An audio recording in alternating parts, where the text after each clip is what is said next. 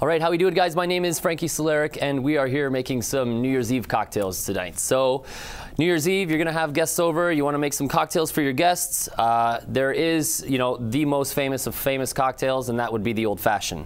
Okay, so traditional Old Fashioned, we do a couple of orange zests, we do bourbon, sugar cube, a little bit of bitters. There you go. Whereas with this, what we've done is we've completely switched that up. So we're going to be making an adaptation of that classic recipe today, focusing on this beautiful chocolate, the Green & Black's organic premium chocolate. It's absolutely amazing, very high quality chocolate, which I've incorporated into this recipe to work really nicely. And actually, what we've done is we've made a spherical ice cube out of the Green & Black's chocolate, which I basically melt into water.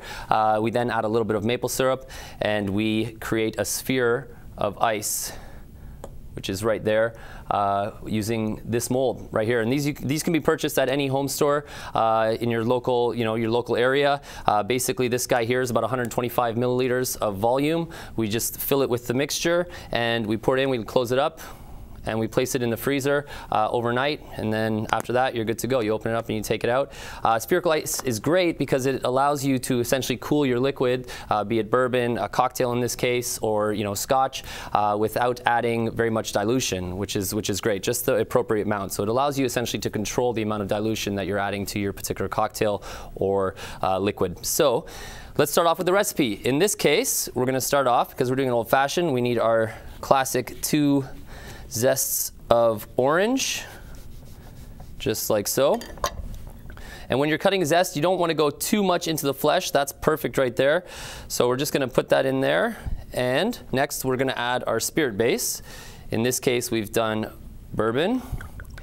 There we are, 2 ounces of that right in there. Okay. We're then going to do a ½ ounce of our rosemary syrup. So rosemary syrup, what I've done here is essentially taken 1 liter of water to 2 cups of sugar with 1 bunch, which is approximately about 10 sprigs of rosemary. We then put that on the stove, we bring it up to a boil, and then we reduce the heat to a nice rolling simmer for 15 minutes, at which point we're going to fine strain the liquid, transfer it to an airtight container, and put that in the fridge, and that's good for up to 4 to 5 days. Which is absolutely delicious. It's a great way to incorporate flavor profile, complexity and mouthfeel, sweetness and balance to your cocktails if you're making them at home. So especially when you're entertaining guests, it's nice to have some ingredients that you can work with to really create a very customized experience for your guests when entertaining. This guy right here is toasted chamomile and saffron bitter, which I've made, which actually takes 3 months to make. What we've done is we've taken chamomile flowers, star anise, saffron, a little bit of vanilla, caraway, and we actually toast that in a frying pan, and then we steep it in rye for 3 months. So we're gonna put a nice 1/4 ounce of that. And so with a bitter in a cocktail, the reason bartenders and mixologists use bitters in cocktails is to create balance. In the same way that a chef would add salt to a dish, it essentially adds just a little bit of complexity and length on the flavor profile, which is absolutely key to creating a nice complex cocktail. So at this point, I'm just going to lightly muddle the orange zest now, just to extract the essential oils out of the zest. I'm not looking to crush it. I don't want to tear it apart. I'm just extracting those beautiful, fragrant essential oils from the zest of the orange, like so. And then, lastly, we're going to get our sphere of cacao water and maple. Once again, the cacao water has been made with that beautiful 85% Green & Black's organic cocoa. And then we're going to give this a good stir just to start to integrate the flavor profile of the chocolate into the liquid.